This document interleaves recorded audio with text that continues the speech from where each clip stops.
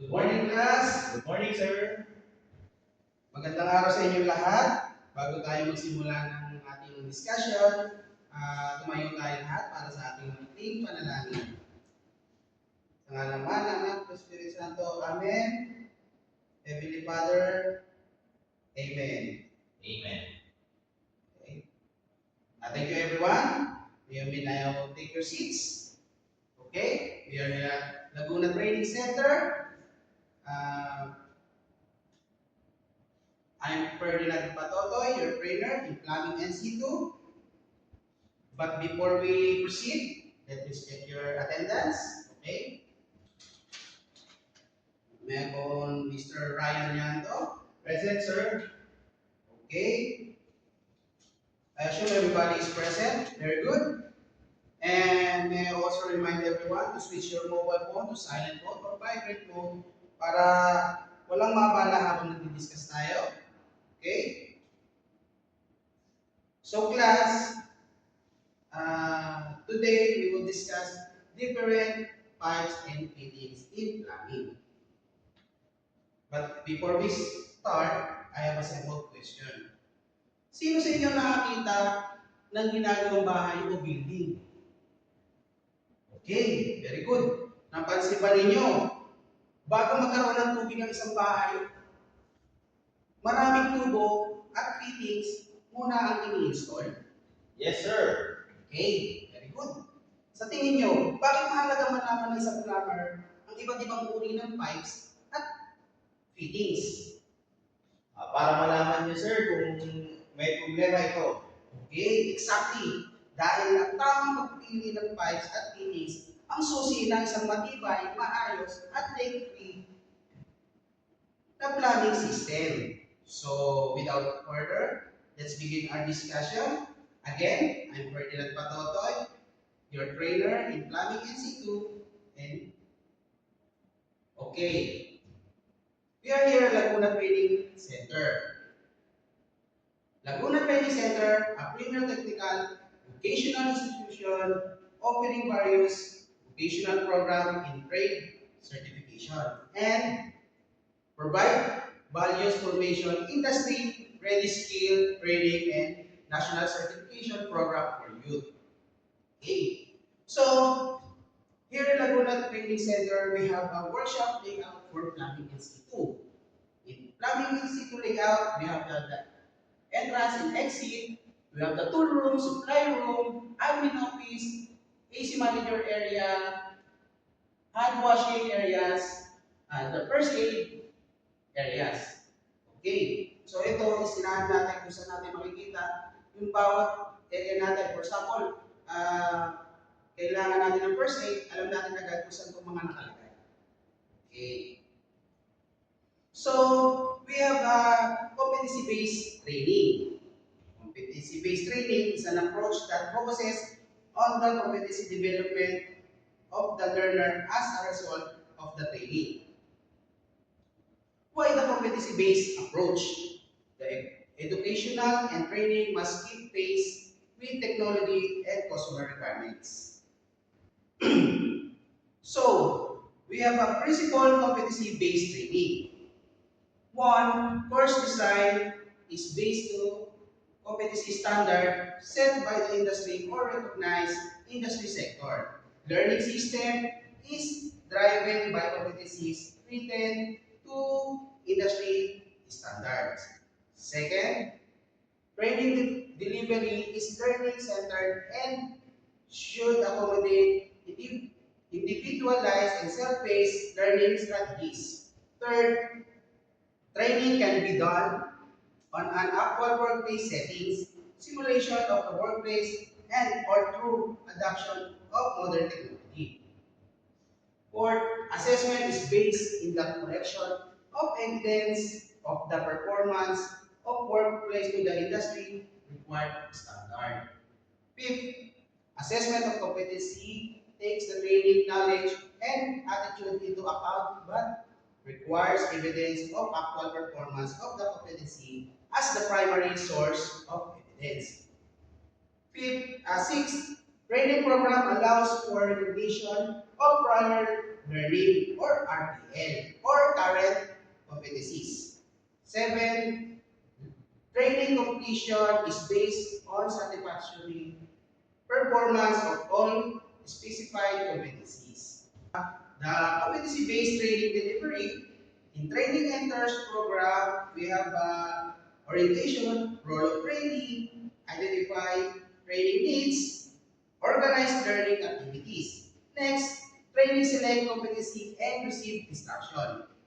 We have administer learning agreement, introduce CBLM materials, use of achievement progress report. And we have a read review learning package, view multimedia materials, use manuals, observe demonstration, practice skill in workshop, receive assistance and feedback, and CBLM number 1. Okay, and if training attempt task, the trainer observe performance. But in the training rate all performance, trainer rate performance. And the satisfactorily perform competency, if no, you will go back to the use performance. And if the perform competency is yes, you're going to institutional assessment. Undergo for national assessment. Okay. As your trainer, I am your facilitator, mentor, manager, learning counselor, evaluator, learning assistant, module planner, role model, and actor. Role of trainees. Number 1, we select what they want to learn and when they want to learn it.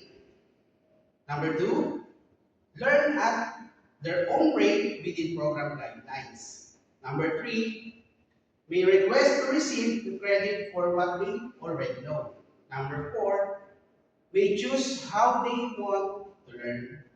5, are responsible for what they learn and when they learn it. Okay, so next is we have a competency-based learning material or CBLM package.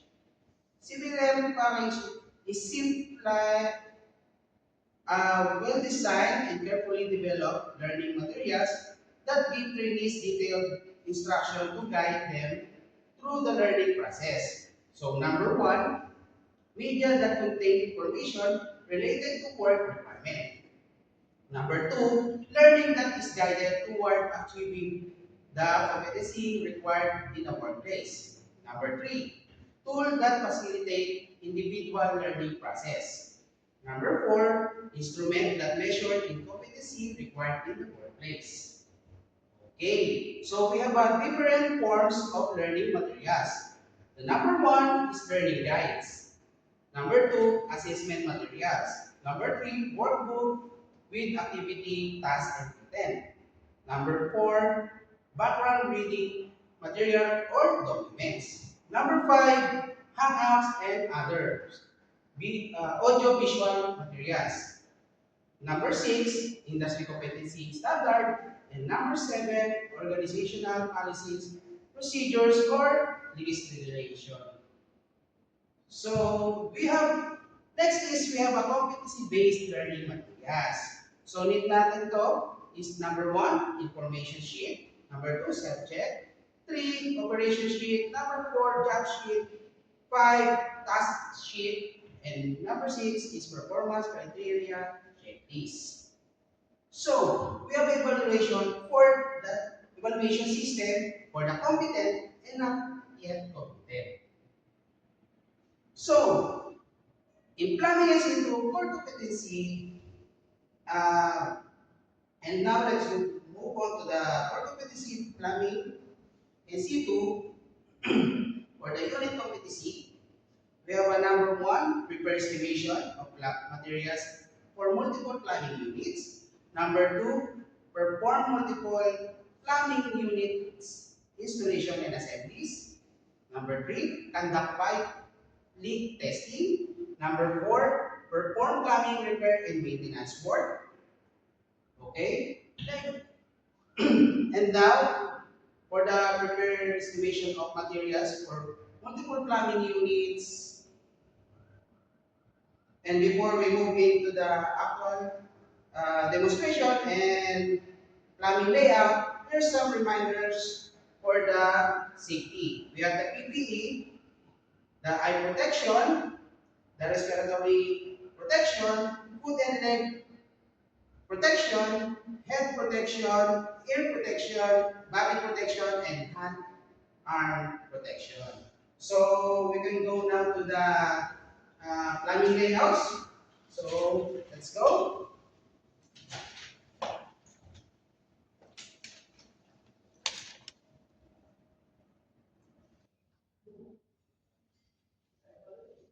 Okay, this is the sample of the plumbing layouts with the dimension of 12 feet by 8 feet. And we have fixtures here, the shower, the toilet, wall hung toilet, and the wall hung lavatory with installed faucet. Okay, next. Let's go on to the plumbing estimation. We have for the estimation with the fixtures, sanitary, and the water line. Okay, we start from the fixtures. So, Mr. Ryan, Yanto, Yes, sir. just give me some example for the fixtures. Sir, for the plumbing fixture, I think this is a shower. Okay, the shower, very good. Shower. Okay, the next is, I give you the wall hung lavatory. Wall hung Wall hung lavatory. lavatory. And the last is the wall hung toilet bowl.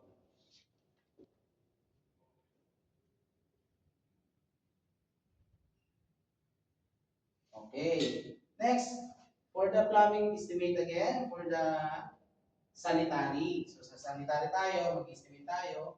So Mr. Ryan Llanto, just please give me for the sanitary. Sir, for the sanitary, we use PVC pipe 4 inches by 3 meters, sir. Okay, very good. PVC pipe, 4 inches, 3 meters.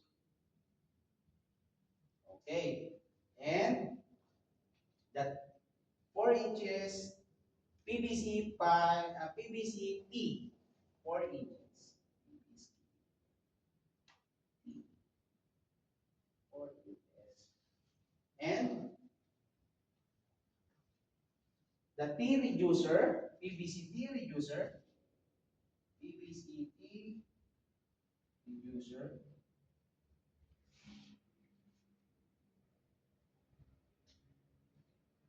4 by 2 inches. Okay.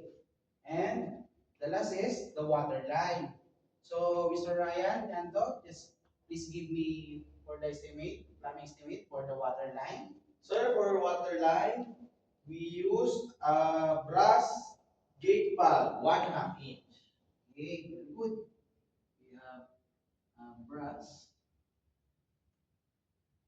gate valve,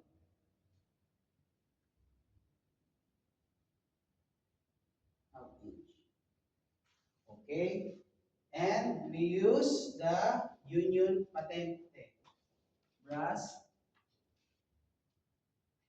Union Patente. 1/2. Okay, and the last is the pipe of half inch. Okay. And now, class, yan nagtatapos ang ating discussion regarding sa plumbing estimate. Meron ba kayong mga natutunan sa ating mga discussion at ginawa? May Yes, mga- sir. Marami po kaming natutunan ngayon. Okay, very good. So, dito na natin tapusin nating discussion and maraming salamat sa inyo. Kita muli tayo sa next meeting. Okay? Thank Salamat you. po.